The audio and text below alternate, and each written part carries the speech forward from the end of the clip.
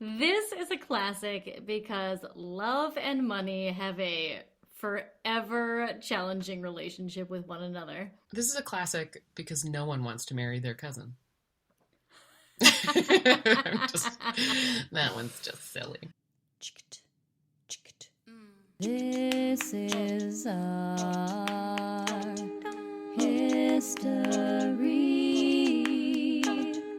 This is our legacy.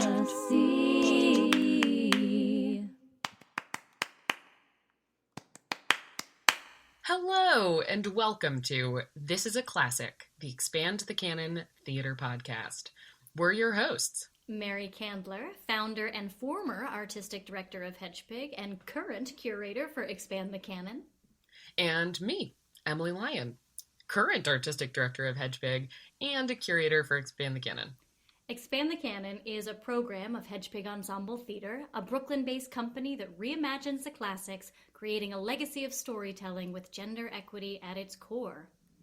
Today's episode is about Forging the Truth by Yang Jiang. Disclaimer, just before we get any further into this podcast, neither Emily nor I speak any Chinese whatsoever. Nope. We preemptively apologize for our poor pronunciation. We have done our best on Google, but here you go.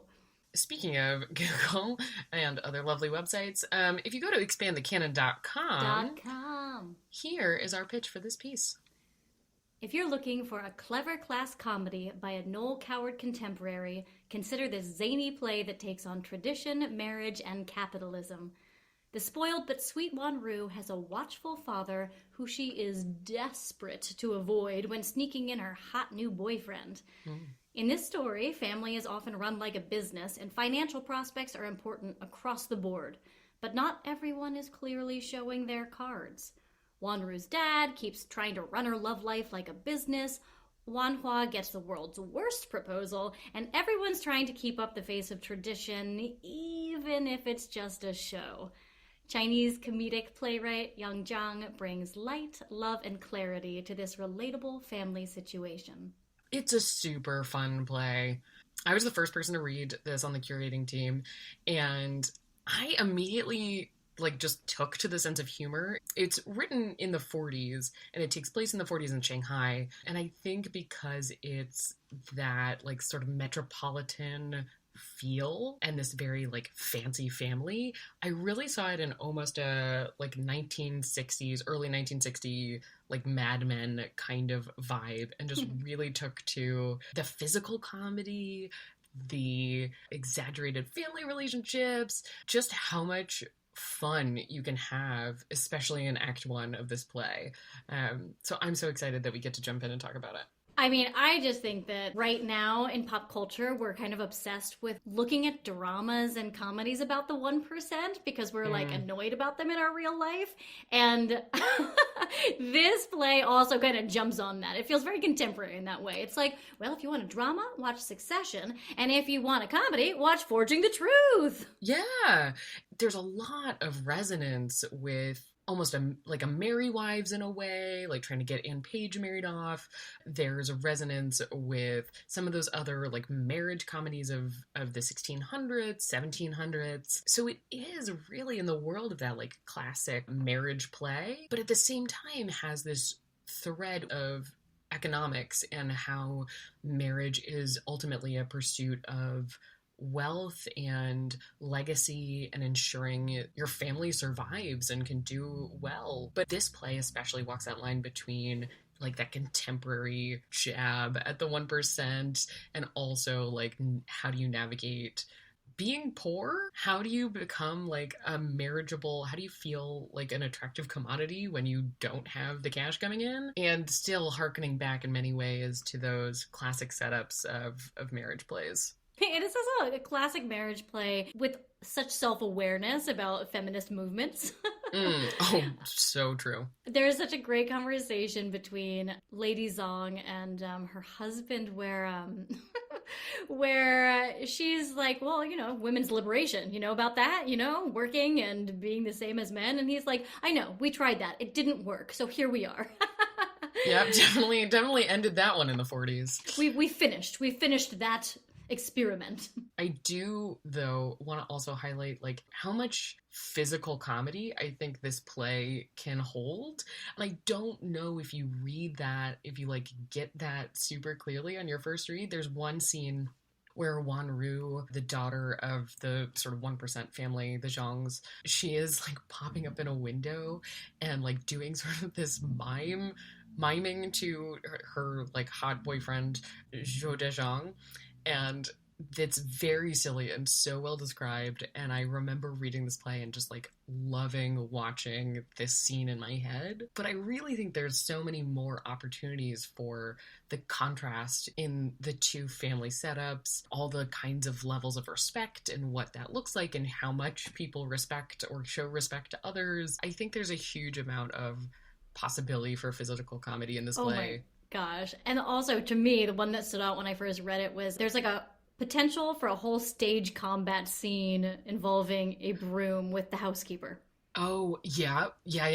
Oh, that one's good. And at the end, the whole wedding ceremony is almost like a Lotsie in a way. It is hilarious. It's a physical goof bit that also is like very kind of intense.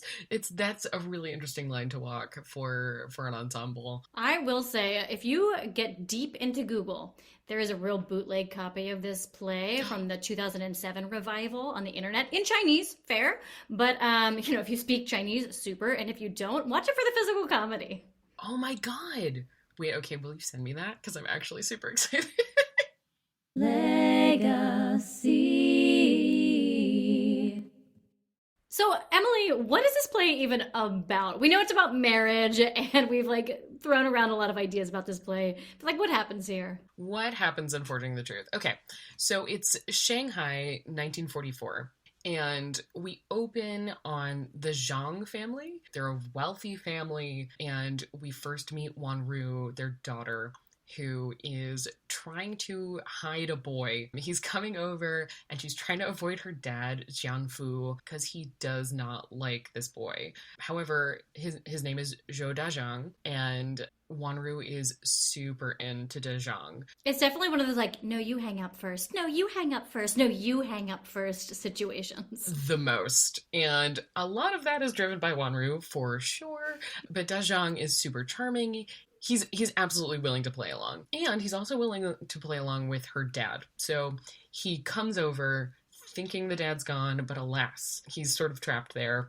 And Dezhang is flattering Jianfu. Dezhang is flattering the dad and name dropping all kinds of fancy important friends to get him to like him and approve of their marriage. But unfortunately, Jianfu is still suspicious. He's a businessman, and with his daughter, as with everything, he's thinking in terms of business, and he doesn't want to waste his daughter on a bad investment, which is such a harsh way to think of that, but that's his only kid, despite there being two other young people in the house. So Wanru is his only daughter, and he really wants to make sure that she's happy and secure, which I get, good dad move. I mean, good dad, right? He really wants her to be in a good situation. It's too bad that she's not allowed to have a voice in that, but okay. Truth. So as I mentioned, under the same roof, living with the Zhangs, are Wanru's two cousins, who are not quite as wealthy. On her father's side, Yanhua, who is a smart girl. She's working, and she's always asked to fetch his slippers, which is really cool. Nothing like a feminist moment of, hey, young lady, get my slippers. And on Wanru's mother's side is Feng Guangzhu, who is very scholarly. He loves to read, and he is poorer, but he comes from a very good family. Wanru's dad, Jianfu, is shipping Wanru with Feng Guangzhu a lot because of his good breeding, and he feels very comfortable with this young nerdy guy. Wanru, kind of unsurprisingly, is not super into it. However, luckily for Wanru, her mom does think Dezhang, who she likes, is sweet and cute, because truth. And her mom is kind of great. Her mom is like, are you sure that my nerdy cousin is right for our perfect daughter? Are you sure? So we've got Wanru. Wanru is super into Dezhang, who is courting her back. Then we've got, right, her cousin, Feng Guangzhu, and he is into her other cousin, Yanhua. So there's sort of a love square happening. Yeah, it's like, can we even call it it's like there's an arrangement triangle? Yeah, like awkward parallelogram. I don't know. Unfortunately for Feng Guangzhu, both of his potential partners not feeling it. Not feeling it. I mean, he's a sweet guy, but he approaches everything like it's science, from like sewing on his own shirt buttons to declarations of love. The hot boyfriend candidate, Zhou Dazhang, is telling Wanru's parents how he's really risen up the ranks in the insurance company he's working at, and he's really holding court for her dad, while we get this super goofy comedic scene of Wanru popping up in a window trying to get him to like run away and leave with her so they can be together and be alone. She's like in the window gesturing and hiding and ducking down. It's almost like Noises Off-esque in this first act. And unfortunately, her dad kind of catches them. Oh no! So Xianfu, her dad, tries to trick Dazhang into going home and leaving with him to go home. But unfortunately, he is outsmarted. Dazhang is super clever and instead gets rid of the dad and returns. Yanhua, Wanru's cousin, is the only person who's smart enough to anticipate that Dazhang is that clever and is going to come back. So Yanhua tells Wanru to come back downstairs. Because she's been upstairs just like sobbing because she missed her boyfriend when he came over. Oh no, yeah. And Yanhua, who's very much more practical. She's very practical and clever. She brings Wanru downstairs, and Dazhang and Yanhua have a little short scene together. He is kind of impressed that Yanhua like could anticipate what he was up to, and they kind of tease each other. And after Yanhua leaves, Dazhang says, "Can a man ever get what he desires?" Ooh, twist. Yeah, intrigue. But Wanru comes back in, and they have this like very cheesy, cute, no, you hang up conversation. Her dad, again, does not approve. And Dazhang is like really kind of pressing her on some of the more technical aspects of like, well, but if he doesn't approve, how will we get married? Like, do you have some money that we could run away with? He's like worried that they'll be destitute. Truly, this is such a scene of like a spoiled little rich girl who doesn't understand how much privilege she's had too. Of like, he's like, no, but seriously, if your dad disowns you, what will your life be like? Can we do that? And she's like, whatever, I like don't need this anyways. Like, it'll be fine. And he's like, no. But like, can we like actually stop and think deeply about this? But she doesn't care. She's just into him. He has given her a ring as sort of a like agreement, cute flirting thing, but they're not like officially engaged. So that's Act 1. Dum, dum. Okay, so Act 2 is in a very different space. So we go to Zhou Dazhang's family home, which is not necessarily what he was representing to Wanru's dad. It's a little bit of a shocker when we see the truth here. He lives in a really tiny apartment over a small grocery store, and that's his brother-in-law's home or brother-in-law's store. The Zhou family has a lot of debts, and the family is really tense because of it. The whole family is living with his sister, who got married to her cousin. And by the way, this family tree is going to get really crazy. We will link in the comments to the family tree that we built because it's going to help you. Basically, what you need to know is they're all living with his sister, which is not usually the custom. Technically, Dazhang wants to live on his own and be married. So here he was lying to the Zhang family, and now he's lying to his own family, to his mom, who is making him this like meatless spoiled flour pasta. He's like, oh, I already ate, like they love me, they're so excited, they definitely want me to marry into the family, which is totally not true. So he's lying on both sides of his face. Or maybe he's just calling it in. He's like, I am secreting this in. This is going to work out. See, we can spin this. We can reframe this. Definitely being aspirational. He's selling this image of like, he's going to marry rich and they'll be totally taken care of. Don't worry about it, Mom. And his uncle comes in and is like trying to get him to invest in business stuff. And it's very clear that Da Zhang is like, I don't have any money to invest right now. It's all coming. It's coming. It's coming later. So yeah, it's a very different setup than was sort of proposed to us and to Wanru in Act 1. In reading this, you have to really readjust your perception of Da Zhang, because truly, you think he's one person, and then you get to Act 2 and you're like, whoa, whoa, whoa, whoa, whoa. Yeah. Everything I just invested in was not true. It's a little catch me if you can-y. He's really good at spinning it. I really believed him in the first act. And, something seemed off, but I didn't know what. Act 2 was a big, shift for me of what? Oh my god, no. Which is totally the experience you want. So, the end of Act 2, he kind of says to his mom that he's going to move in with Wanru, but he's not, bringing the whole family. And his mom is devastated that he's leaving her behind. She really loves her son, but she's way too prideful to demand to move into their house. So she's okay, great. I'm just going to go over there to the Zhangs and we're going to talk about this. And the Zhang's no.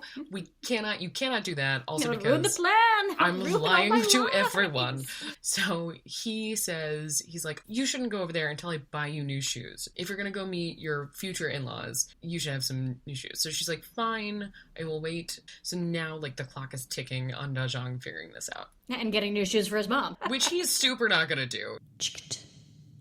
So, Act 3, we bop back to the Zhang home, Wanru's house, back to luxury. Guangzhou is warning Wanru. He's I don't know about you, but I kind of think Da Zhang is in love with our other cousin, Yanhua. I will say, when I read this, I was like, whoa, what? That came out of left field. I even didn't take it that seriously. Wanru laughs it off, kind of like I did, and is like, no, you're just being jealous and anxious because you're into Yanhua. That doesn't mean everyone's into Yanhua. Chill. Wanru sends Yanhua to go talk to Guangzhou, who, again, is into Yanhua. Was that confusing at all? Yeah, yep. What are we saying?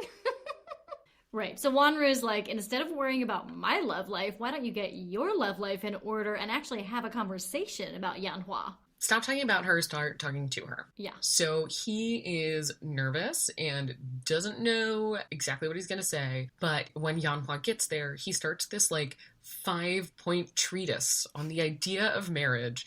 And it is the most painful attempt at a proposal that is just from an entirely analytic point of view. Yeah, John Schneider, who read Feng Guangzhou in the festival, the Expand the Canon Festival reading, was so funny. This is really a great scene for a smart, dry comic actor. Yanhua does not say yes, you may be surprised, turns down this super awkward proposal, and says she can never love Guangzhou, and you know what? He was right. Yanhua is in love with Da Zhang. Oh my gosh! She's in love with Da Zhang, who is into Wanru, and she too is bitter about her fortunes and not having the same kind of inheritance. She was basically kind of abandoned by her dad and dropped off at her uncle's house here. She is kind of this Cinderella character in the house where she is family, but somehow is very much a different class within the house. Ooh. And is, again, you said the slippers thing, all she's doing is running little errands. So Yanhua is in fact in love with Da Zhang and is charmed by him and his wealth and his abilities and his cleverness. So she thinks of a plan. She knows that Wanru wants to elope with Da Zhang. She's thinking it's going to happen soon. So she convinces Guangzhou to leave early for a family wedding out of town and take Wanru with him. Can't elope if you're not there. So he agrees. Her dad agrees, yes, get her out of the house so he can't come back, that hot boyfriend man. And Wanru is stressed at suddenly being sent away because Da Zhang is supposed to come over. So she says, Yanhua, will you give him a message for me? And Yanhua, being smart and scheming, says, sure, but to prove that it's really you, give me your ring that he gave you. And she does. The house is now empty.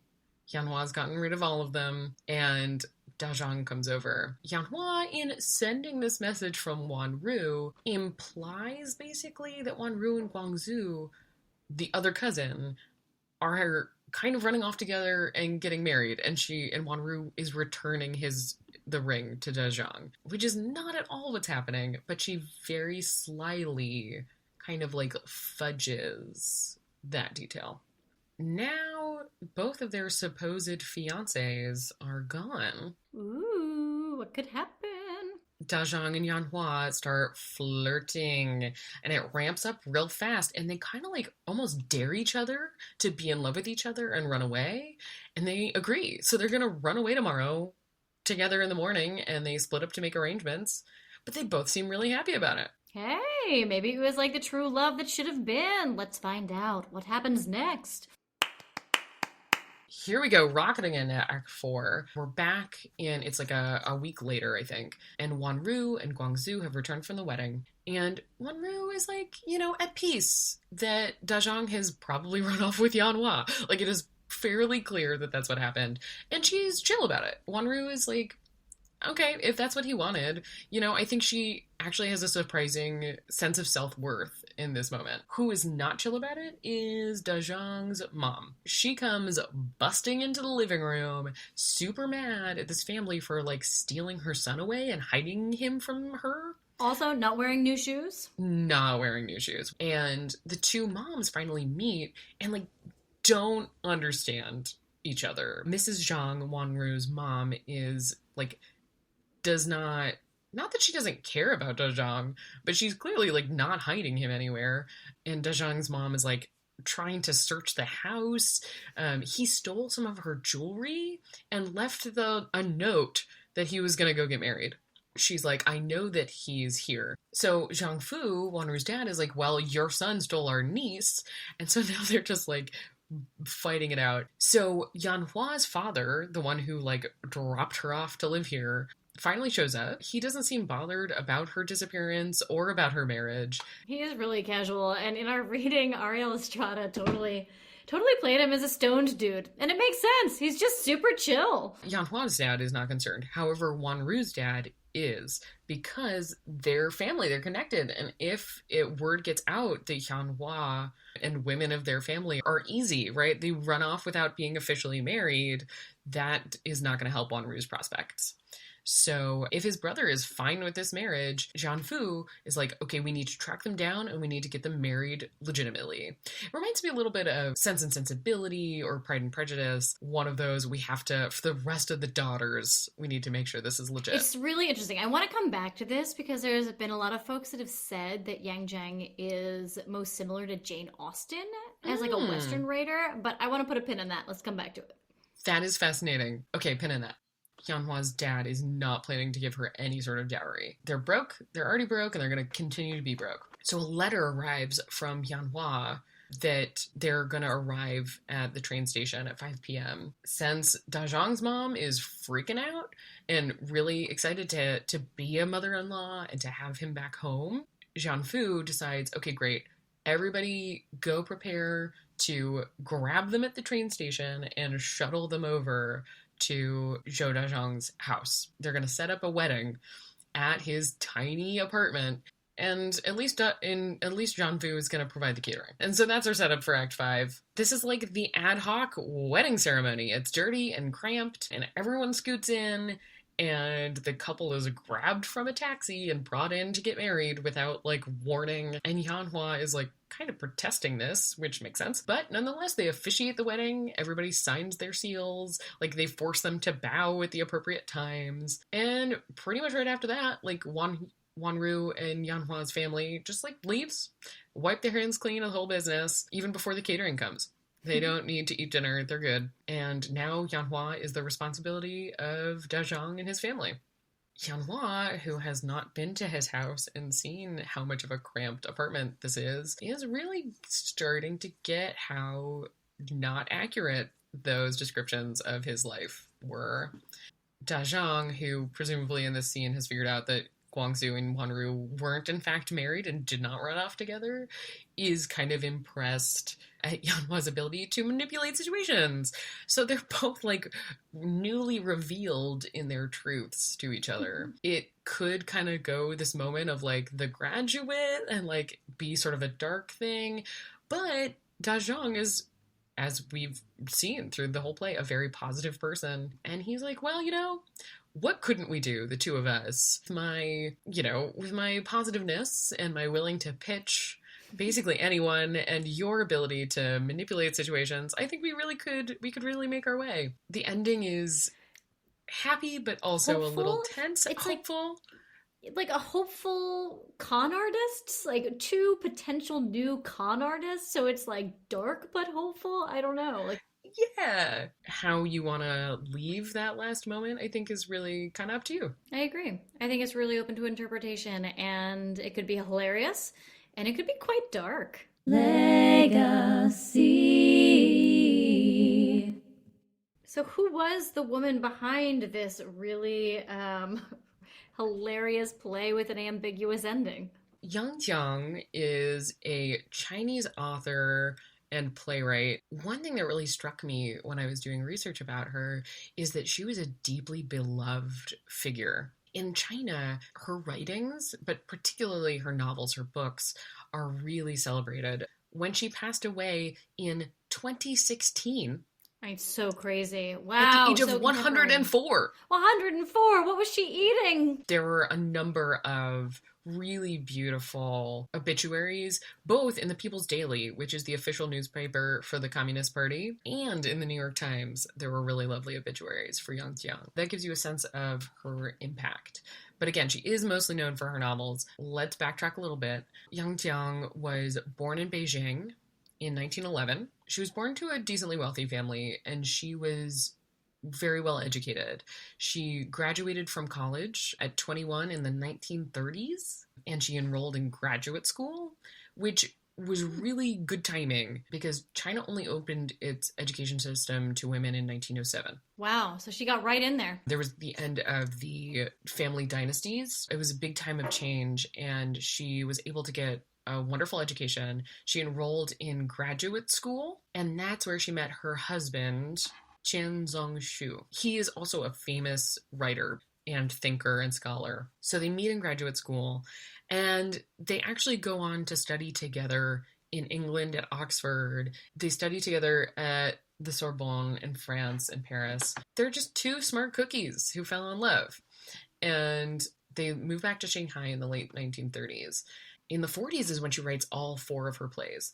So she writes Forging the Truth, obviously this play, Heart's Desire, Sporting with the World, and Windswept Blossoms. Fun fact, this woman has incredibly high standards. There is no manuscript available for Sporting with the World because she just didn't think it was that exceptional, and she destroyed the only copy. What? Wait, where did you read that? In an interview with her right before she died. They were like, God. Whatever happened? Why is this not in existence? And she said, because I destroyed it. But I also appreciate a woman that says, like, I know where my standards are, and this one work didn't meet it, so I don't want it to live forward in legacy. She is crafting her own legacy. And apparently, I think that one was a farce. Yes. If these two, if Forging the Truth and Heart's Desire are comedies, and that's a farce, like, I would be so curious to see the level of, like, physical comedy and silliness. Yeah, and Windswept Blossoms, though, is a drama. If you have a translation of any of these plays, or you know someone who's highly motivated to translate them, please do send them our way. Speaking of translations, one of the reasons that Yang Jiang became a really well-known writer is that she did, like, the definitive translation in Chinese of Don Quixote. She was dissatisfied with all of the versions that had been translated, and she was like, no, I don't think either of them are good enough. Any of them are good enough. So she learned Spanish. She learned Spanish so she could go back and read the original text of Don Quixote and translate it herself. But yeah, so she really does have high standards, and she's very thoughtful. This translation of Don Quixote is, like, awarded and lauded hugely. But there's actually kind of an interesting story in the middle of her life about what happens when she's writing it. So she's beginning this project to translate this massive book that also she's learned an entire language to do. The Cultural Revolution in the 60s in China starts to happen. So she's written, like, she's translated, I think, 7/8 of Don Quixote. and the Red Guard comes in and takes it from her. So they take her translation, all of her work of this incredible translation is just like removed. And she and her husband, they're both intellectuals, they're sent to a labor camp for a decade. She writes a book about that experience as well. And that's what made her name as an author in the 1980s. At 70 years old, her take on it was often much more in the sort of small solitary moments, and much more sort of soberly described in a lot of ways. She goes through this whole crazy decade, and later the translation of Don Quixote is handed back to her. It's returned to her, and she finishes the project. It gets published, and she gets many awards. Also, if you're sick of those like 30 under 30 lists, she also then in 2003 wrote another book that became a bestseller at 92. Oh my gosh. Okay, so instead of 30 under 30, it is 1 over 90. Yeah, give me the 90 over 90 that I need to know about, right? Sadly, this bestseller called We Three is about her life with her husband and her daughter, both of whom had passed away in the 90s. Her daughter died of cancer, and her husband died the year after that. I'm not sure if this is true or if this is just a rumor, but I read that she kept the death of her daughter away from her husband who was dying because she knew it was like his last, few months, and that would be so painful for him. Oh my God. Yeah, can you imagine like holding all of that, as a vessel inside of you, but knowing that it's like a gift not to give that information on? Yeah. So in summary, Yang Jiang, she was hugely prolific. She wrote a ton of prose works, 9 novels, 4 plays, a bunch of essay collections, and that bestseller We Three is one of the reasons that she was really well known at her death in 2016. She's kind of a badass, beloved author.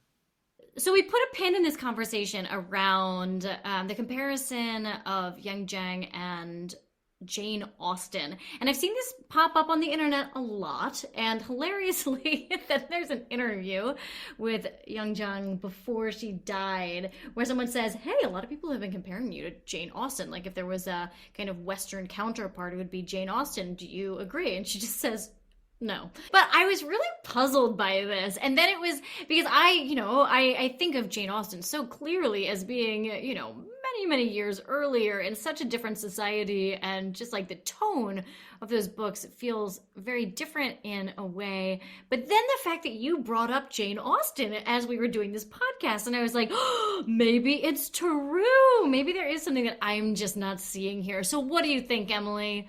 Is she the Jane Austen of China? I mean, look, I don't feel like I know enough other Chinese writers to be like, this is who I think is the Jane Austen of China. I would say ultimately, I don't think they're super analogous, but of course they're dealing with like women and marriage. At least in this play, it's, the need to marry women well, and how that is, comes with so many trials and tribulations for them and everyone around them, I think is real. But is Jane Austen the only person that wrote about that? No. So I kind of think that we have a limited vocabulary of women writers. And I think that is further excuse to expand the canon. And now a very terrible proposal scene where Guangzhou, the intellectual, gets up the nerve to ask Yanhua to marry him. Guangzhou here is played by David Huynh and Yanhua by Dorothea Gloria. Yanhua, I have something to discuss with you. What about? So serious. You can't call it a serious matter. From the overall perspective of society, it's a very insignificant matter. But to the 1 or 2 people involved, however, it is a matter that concerns lifelong happiness, so one can't not see it as a very important matter, and one can't not discuss it very thoroughly. Please, tell me. I'll lay the whole matter out very clearly for you. There are 5 points. The first point is, that is to say, the basic issue is whether or not this is worth discussing at all. But what we also have to carefully examine is, that is to say, the second point, that is, the problem itself.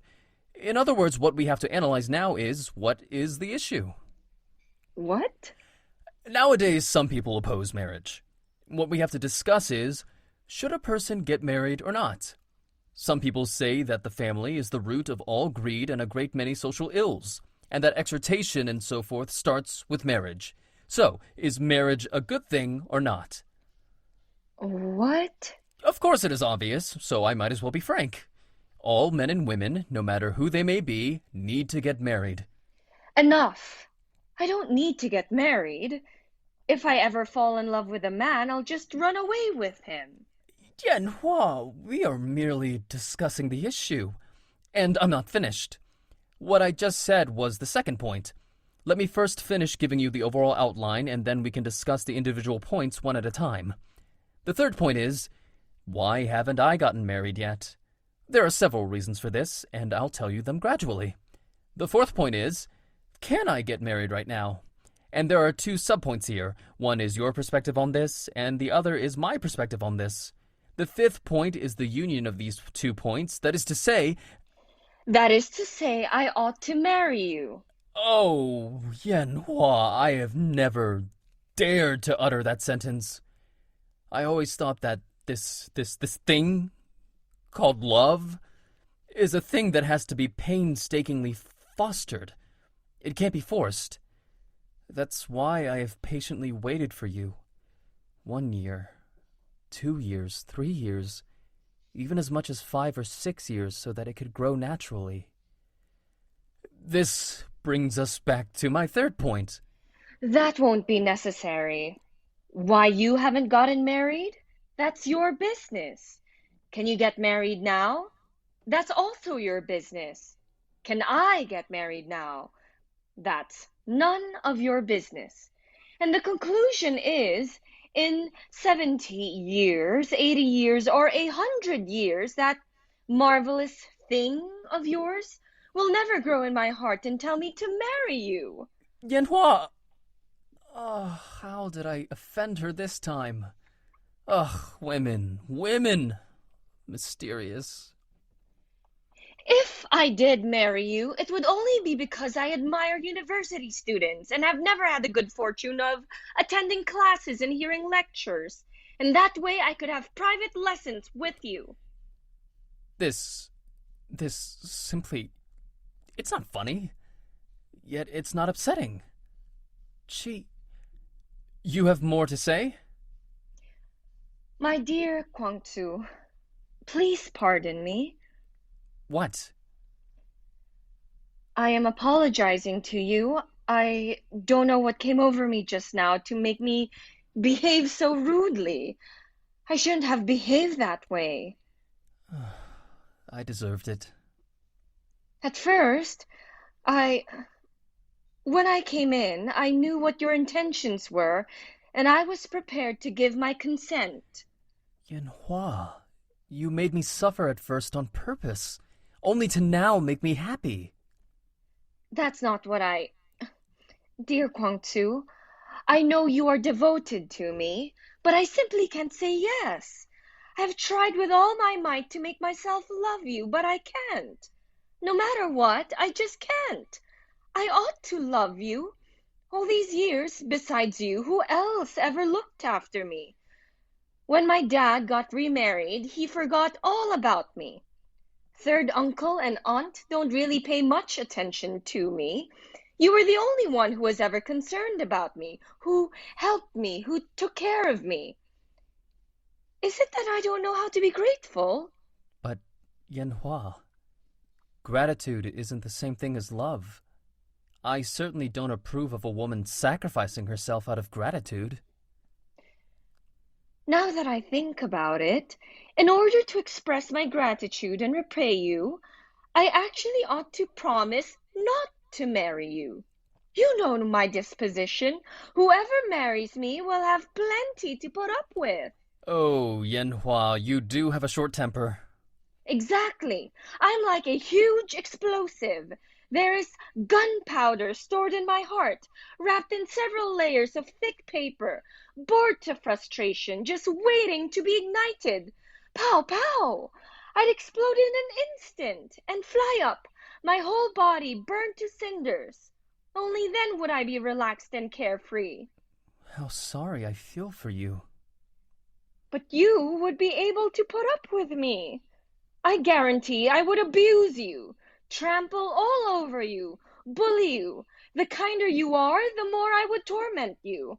I wouldn't make a good wife. I originally thought I could try hard to become a good wife, but I couldn't. I couldn't love you. Because you love someone else. Thanks so much, Dorothea and David. Thank you for joining us for this episode of This is a Classic, the Expand the Canon podcast. Learn more about this play and others at expandthecanon.com. If you believe in the importance of expanding the canon, please give us a 5-star review and subscribe to this podcast. And then hit the share button and forward it along to a friend, colleague, or professor. For information on what's up next, you can follow us on Instagram, at Hedgepig Ensemble Theater with an R-E, Facebook, /Hedgepig Ensemble Theater, or join our mailing list at hedgepigensemble.org. No R-E needed. Haha! You can also support this effort by donating at the link in the comments below. Again, I'm Mary Candler. And I'm Emily Lyon. Thanks for joining us.